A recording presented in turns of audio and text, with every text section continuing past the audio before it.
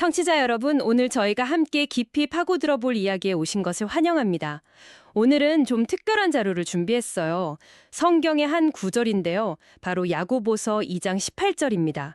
근데 이걸 그냥 읽고 끝내는 게 아니라 조덕근 목사님의 번역과 그 해석을 통해서 이 짧은 문장 안에 숨어 있는 뭐랄까 아주 치밀한 논리의 세계를 한번 탐험해 보려고 합니다.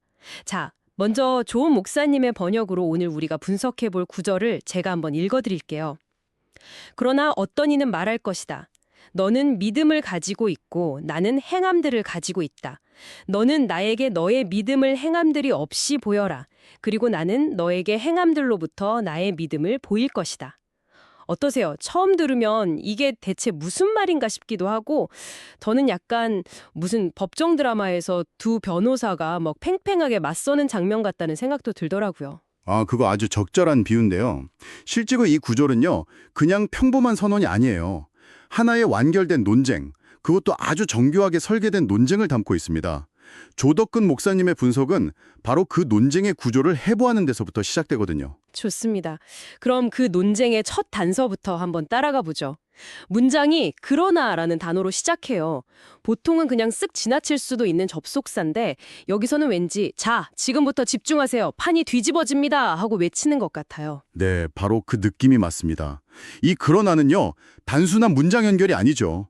이건 앞선 주장에 대한 전면적인 반론이 시작된다는 뭐랄까 일종의 공설이 같은 겁니다. 바로 앞 17절에서 저자인 야고보가 행함이 없는 믿음은 그 자체가 죽은 것이다 라고 굉장히 강하게 선언을 하거든요. 그러자마자 어떤 가상의 인물이 손을 번쩍 들고 잠깐만요, 저는 생각이 좀 다릅니다 하고 무대 위로 올라오는 장면. 그게 바로 이 18절인 셈이죠. 그러니까 야고보가 일부러 반대 의견을 가진 사람을 등장시키는 거군요. 요즘 토론 프로그램 같은 데서 사회자가 일부러 자, 여기에 대해서 이런 비판도 있습니다 하면서 논쟁에 불을 붙이는 것처럼요. 정확합니다. 자기 주장을 더 견고하게 만들려는 그런 의도일까요? 바로 그거죠. 단순히 내 말이 맞으니까 그냥 믿으세요가 아니에요. 자, 여러분의 반론을 한번 들어보겠습니다. 그리고 그 논리가 왜 성립할 수 없는지 우리 다 같이 한번 지켜봅시다. 라고 말하는 거죠. 이건 자기 주장에 대한 엄청난 자신감의 표현이기도 하고요. 조 목사님은 바로 이 수사학적인 대결 구도로 이 구절을 이해해야만 그 진짜 의미가 보인다고 강조합니다. 와, 흥미롭네요. 그럼 그 무대 위로 올라온 반론자가 어떤 논리를 펼치는지 한번 보죠. 첫 마디가 이거예요. 너는 믿음을 가지고 있고 나는 행함들을 가지고 있다. 얼핏 들으면 그냥 역할 분담 같기도 해요. 너는 이론에 강하고 나는 실전에 강하니까 우리 각자 잘하는 거 하자. 이런 식으로요? 네, 그렇게 들릴 수 있죠. 우리는 각자 다른 은사를 가졌다는 식의 아주 온건한 주장처럼 보이기도 하고요. 하지만 조 목사님의 분석에 따르면 바로 이 첫 마디에 이 논쟁 전체를 무너뜨릴 아주 치명적인 오류가 숨어 있습니다. 바로 분리의 오류예요. 믿음과 행함을 마치 레고 블록처럼 떼낼 수는 있다고 보는 거죠. 그래서 한 사람은 믿음 블록만, 다른 사람은 행함 블록만 가질 수 있는 완전히 별개의 것으로 전제해버린 겁니다. 애초에 나눌 수 없는 걸 나눌 수 있다고 가정하고 시작하는 거군요. 마치 나는 숨쉬는 역할을 할 테니 너는 살아있는 역할을 해 라고 말하는 거랑 비슷하네요. 살아있으면 당연히 숨을 쉬는 건데 말이죠. 이야, 그거야말로 정말 완벽한 비유입니다. 야고보서 전체를 꿰뚫는 핵심 메시지가 바로 살아있는 믿음은 행함이라는 숨을 쉰다는 거거든요. 근데 이 반론자는 숨 쉬는 사람하고 살아있는 사람이 따로 존재할 수 있다고 주장하면서 논쟁을 시작하는 거예요. 조 목사님은 바로 이 잘못된 전제, 이 분리가 가능하다는 가정 때문에 그에 이어지는 모든 주장이 모래성처럼 무너질 수밖에 없다고 지적합니다. 알겠습니다. 첫 단추부터 잘못 끼웠다는 건데 이 가상의 인물은 그걸 모른 채 아주 당당하게 다음 단계로 나아가네요. 상대를 향해서 이렇게 요구합니다. 너는 나에게 너의 믿음을 행함들이 없이 보여라. 이건 정말 상대방을 궁지에 몰아넣으려는 일종의 덫 같은 질문 아닌가요? 그렇죠. 아주 공격적이고 답변을 아예 불가능하게 만들려는 의도가 명백히 보입니다. 그런데 여기서 아주 재미있는 역설이 발생해요. 이 질문은 상대를 공격하는 창인, 동시에 자기 편의 논리가 얼마나 허술한지를 그대로 드러내는 거울이 되거든요. 그게 무슨 말씀이시죠? 조 목사님의 해석을 따라가 보면 이렇습니다. 야고보는 이미 행함이 없는 믿음은 뭐라고 정의했었죠? 죽은 것이라고 했죠? 네, 죽은 것이라고 했습니다. 그렇다면 이 반론자의 요구는 사실상 너의 죽음 믿음을 나에게 보여라가 되는 거죠. 더 나아가면 죽어서 실체가 없는 것, 즉 존재하지 않는 것을 보여달라는 요구가 되는 거죠. 아, 소리가 없는 음악을 한번 연주해봐 라거나 투명한 색깔을 칠해봐 같은 거네요. 애초에 불가능한 요구군요. 보여줄 대상 자체가 없으니까요. 그것도 보여줄 수가 없죠. 왜냐? 보여줄 믿음이 없기 때문입니다. 결국 이 반론자는 상대를 공격하려다가 그래.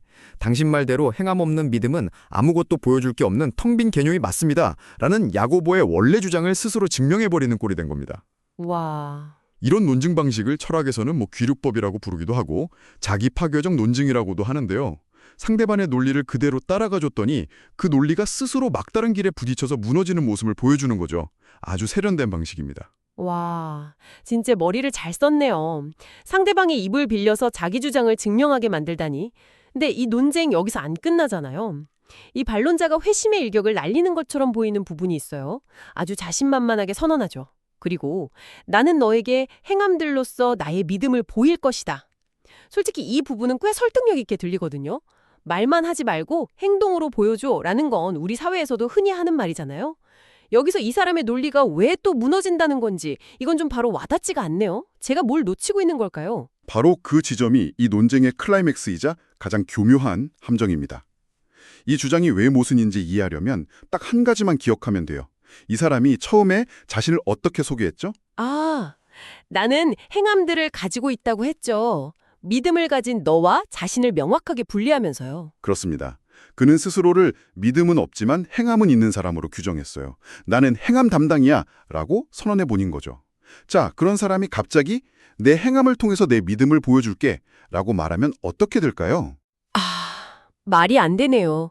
자기가 없다고 한 걸 보여주겠다고 하는 거잖아요. 스스로 나는 돈이 한 푼도 없는 사람이야 라고 말해놓고 내가 지금부터 돈 쓰는 걸 보여줄 테니 내가 얼마나 부자인지 봐 라고 하는 거랑 똑같은 논리네요. 정확합니다. 그가 보여주는 행함은 그냥 행함일 뿐이에요. 그것이 어떻게 그에게 믿음이 있다는 증거가 될 수 있겠어요? 예를 들어보죠. 어떤 기업이 엄청난 돈을 들여서 환경보호 캠페인을 벌여요. 그 행함 자체는 훌륭하죠. 하지만 그 동기가 순수한 환경보호에 대한 신념 때문인지 아니면 그냥 기업 이미지를 좋게 만들려는 계산인지는 그 행함본 봐서는 알 수 없거든요. 조 목사님의 지적처럼 믿음이라는 뿌리가 없는 상태에서 나온 행함이라는 열매는 믿음을 증명할 능력이 없는 겁니다. 결국 이 반론자의 마지막 회심의 일격은 자기 자신을 향한 자폭 선언이 되어버린 셈이죠. 와, 이제야 전체 그림이 명확하게 들어옵니다. 정리해보면 이 가상의 반론자는 두 가지 불가능한 도전을 한 거군요. 첫째, 상대방에게는 존재하지 않는 것, 즉 행함 없는 죽은 믿음을 보여달라고 요구했고, 둘째, 자기 자신은 가지고 있지 않은 것, 즉 믿음을 행함만으로 보여주겠다고 주장한 거네요. 양쪽 다 시작부터 실패가 예정된 게임이었군요. 맞습니다. 조 목사님은 이 구절이 믿음과 행함 중에 어느 게 더 중요하냐 이걸 따지는 구절이 아니라고 말합니다. 그보다는 믿음과 행함을 분리하려는 그 생각 자체가 얼마나 논리적으로 불가능하고 모순적인지를 폭로하는 일종의 사고 실험이라고 보는 게 더 정확한 거죠. 야고보는 이 가상의 반론자가 스스로 무너지는 과정을 청중에게 생중계하면서 참된 믿음은 반드시 행함으로 드러날 수밖에 없다는 자신의 핵심 주장을 그 어떤 웅병보다도 강력하게 증명해낸 겁니다. 오늘 조덕금 목사님의 분석을 통해 야고보서 2장 18절을 함께 탐구해봤습니다. 처음에는 그저 교훈적의 한 구절이라고만 생각했는데 그 안에 이렇게 치밀한 논리적 함정과 수사학적 장치가 숨어 있을 줄은 몰랐네요. 잘못된 전제에서 출발한 주장이 어떻게 스스로를 파괴하는지를 보여주는 정말 흥미로운 과정이었습니다. 핵심을 다시 한번 정리하자면 이렇습니다. 본질과 그 표현을 억지로 분리하려는 시도는 반드시 논리적 모순에 부딪힌다는 것입니다. 행함 없는 믿음은 보여줄 실체가 없고 믿음 없는 행함은 믿음을 증명할 능력이 없죠. 조 목사님의 해석을 통해 우리가 얻는 교훈은 이둘이 불과 열기처럼 혹은 동전의 양면처럼 결코 나뉠 수 없는 하나의 실체라는 사실입니다. 오늘 이 짧은 구절을 담긴 깊이를 청취자 여러분도 새롭게 느끼셨기를 바랍니다. 마지막으로 여러분이 계속 곱씹어볼 만한 질문을 하나 던지면서 마무리할까 합니다. 조 목사님의 분석은 하나의 본질적인 개념과 그것의 필연적인 표현을 분리하려는 시도가 어떻게 실패하는지를 보여주잖아요.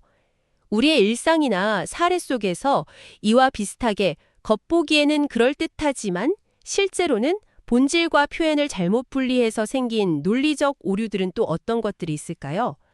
가령 사랑과 사랑의 표현이라든지 정의와 법의 집행 사이에서 우리는 어떤 오류들을 발견할 수 있을지 한 번쯤 생각해 보시면 좋겠습니다.